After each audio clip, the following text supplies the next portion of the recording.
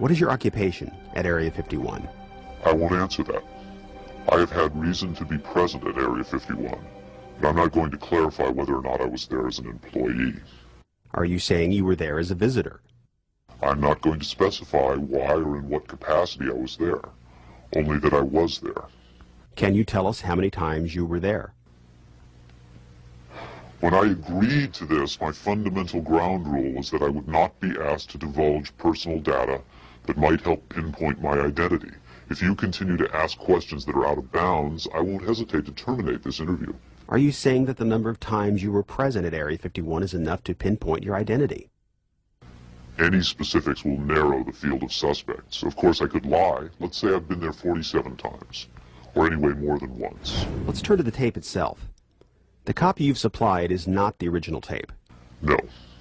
Was the original at Area 51 when you copied it? That's out of bounds. Is it fair to assume that the copying of tapes at Area 51 is heavily restricted? You can assume anything you like. I would say that's a fair assumption. That's obvious. I will say that this tape was copied under special circumstances. Otherwise, copying it would have been impossible. Can you be more specific? More specific? Okay, I'm sure they've figured this much out already. Recently, there was a wholesale transfer of video documentation from analog tape to digital disk storage. In a couple of instances, this allowed data to leak from a highest security system to a less high security system. Even so, this particular tape was the only... I think that's about all I'll say about that. Was there something about this particular clip that made it more accessible to be copied? Not necessarily, no. Was there something about the content that caused them to file it differently or give it special handling? This interview is terminated. The interview resumed only after a discussion of the ground rules. Have you personally seen the alien being that appears in the tape? Yes, I have, but I stress I was not necessarily present at the interview session that appears on the tape. I'm not going to be specific. I may have encountered the being at another time. What can you tell us about the alien interview we're about to see? This one is rather recent, very late in the series. The interview process has been ongoing since the being arrived, which was in 1989. Approximately twice a month, they sit it down for a session that generally lasts from 3 to 5 hours. If they try to go longer than that, or if they schedule the sessions more frequently, the being becomes unresponsive. There's a fair amount of infighting among the scientists from different disciplines to get their questions asked. What has the alien revealed? Various minor technical details of the saucers. The physicists and engineers are frankly frustrated. They feel the being is withholding information. Possibly concepts are getting lost because all the information has to come through a telepath. But also it may be that the bulk of their scientific knowledge is just too advanced to be translated into our primitive conceptual framework. It's analogous to if a human scientist were to try to translate quantum mechanics into the grunts and screeches of a chimpanzee. That's not a very flattering comparison. Frankly, there's a high attrition rate for scientists in the program. You'd think they'd be energized by the challenge, but a lot of them take the ego deflation very hard when they find out not only how much they don't know, but how much they aren't even capable of understanding. What else has the alien communicated? Oddly enough, the being seems to have a much easier time communicating spiritual concepts. And let me just state here publicly, to head off any clever ideas anyone might be having, I have never been, am not now, and never will be suicidal. But how would the public know if something happened to you, since we don't know who you are? I'm taking care of that, trust me. If something happens to me, if I die, people will know who I am. Do you think it's a reassuring sign that these aliens can communicate with us on a spiritual plane? It would be nice to think so, but I'm not sure if it's really such an achievement considering the mismatch between our intellects. I mean, you're not going to have much luck making your dog understand calculus. But if you pet him on the head and say, "Good dog," aren't you communicating spiritually? And doesn't the animal control officer say, "Good dog," when he comes to put some poor stray to sleep? Doesn't the vet try to reassure the animal just before he spays it? When you're dealing with beings whose intellect is so far beyond your own, I don't think it's safe to assume they have your best interests at heart. What about the content of the tape segment you brought? As I said, this is late in the series. In fact, it's quite close to the end. Because of his unwillingness to reveal his own identity, Victor's story stands or falls on the credibility of the tape he supplied. Here, exclusively for the first time anywhere, is the uncut, uninterrupted alien interview tape, shown in its entirety in real time.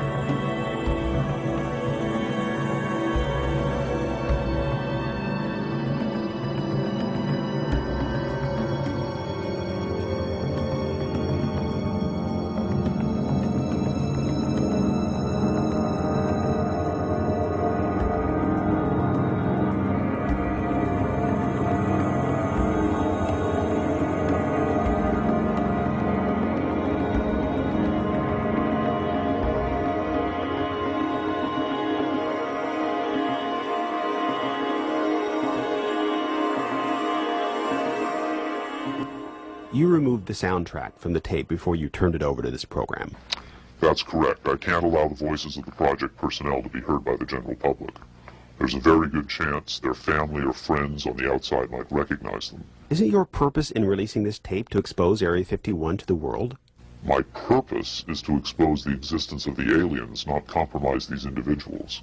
I made the decision to come forward. I'm taking precautions to protect my own identity, and I don't think it's fair for me to put these others in danger of exposure. In any case, the interview on the tape went nowhere.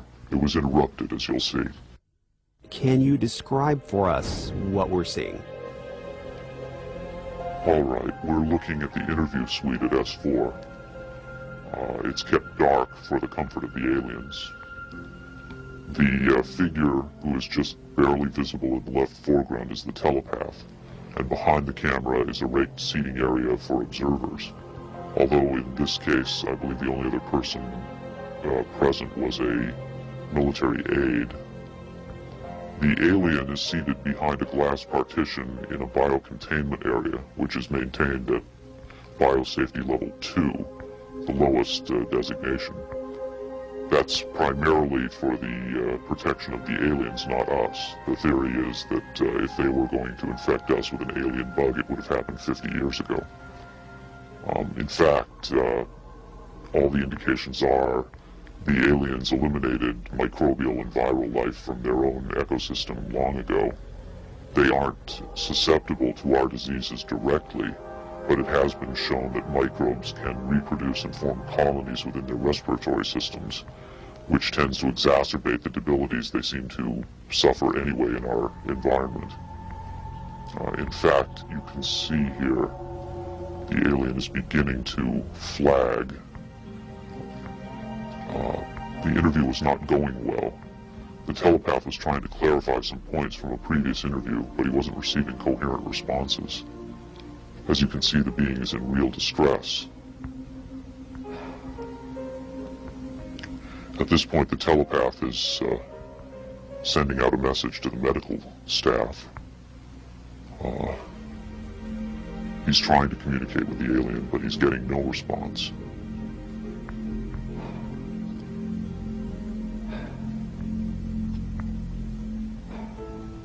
There's very little he can do. There's no direct connection between his space and the biocontainment area. That's the aide stepping in on the right. The medical staff should be there by now. They're slow in responding. There they are. I have to say the medical personnel at S4 are less than first rate. They tend to be selected for their willingness to keep secrets rather than their medical competence. By the way, he's not shining that light into the eyes. It looks that way, but in fact he's checking for hemorrhaging around the eye sockets and in the nasal cavity.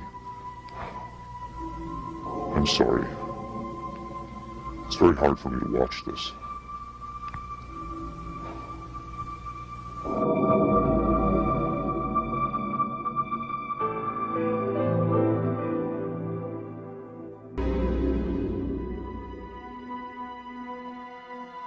If the government has really been in contact with superior aliens, wouldn't we see some evidence of it? For instance, amazing new scientific discoveries. Limitless free energy? A cure for cancer? We might if the government's motive were the betterment of mankind. The government's motive is control. And just as much as they crave control, they fear loss of control. Knowledge is power, but power does not necessarily confer competence. The people at the top of this program are intellectually very average. They're not capable of making proper use of what's been handed to them, but they have no intention of letting anyone else ever get a chance to solve the puzzle. And let's not forget there's also the real possibility that the government is being manipulated by the extraterrestrials for their own purposes. You could have released this tape to the news media, but you insisted on being paid for it. Doesn't that cast doubt on your own motives? Yes, and I was aware of that going in, but that's a cross I'm prepared to bear.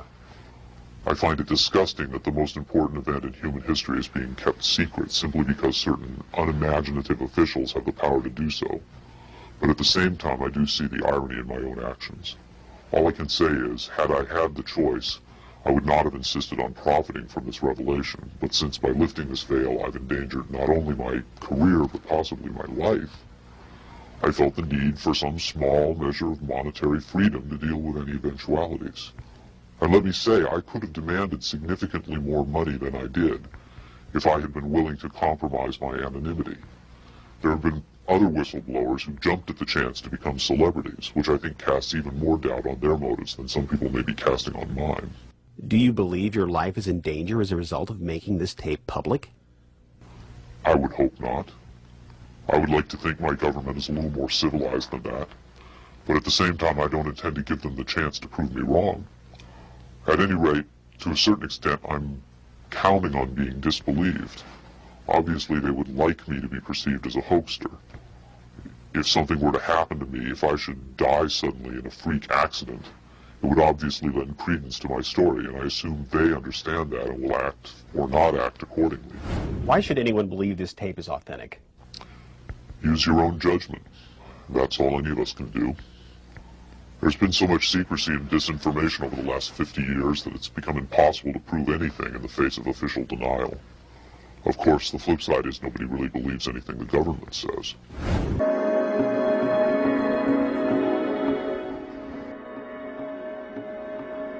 Did this alien die? I can't answer that with certainty. I do know the interviews came to an end. Whether the being died or was retired, and I don't mean that in the spy thriller sense of having it killed, I mean retired from the interview process. I just don't know. I'm fairly certain it didn't go home, at least not in the physical sense. But these beings, they don't seem to be very concerned about dying or avoiding death. Why do you think that is? Maybe they know what comes after death with more confidence than we do. Maybe there's another vessel waiting for them on the other side. The other side? Yes, which may in fact be where they come from in the first place. I've heard the claims that they come from Zeta Reticula or the Pleiades, but it hasn't been established that they come from out there at all. Their saucers may not travel through space as we know it. They may fold in from another dimension, another reality. You make them sound almost supernatural, like angels or devils. Supernatural is just a term for aspects of nature we don't understand. For many people, they certainly do serve the functions of both angels and devils, forces we can't comprehend. Have you had enough of me? I think I've earned my money.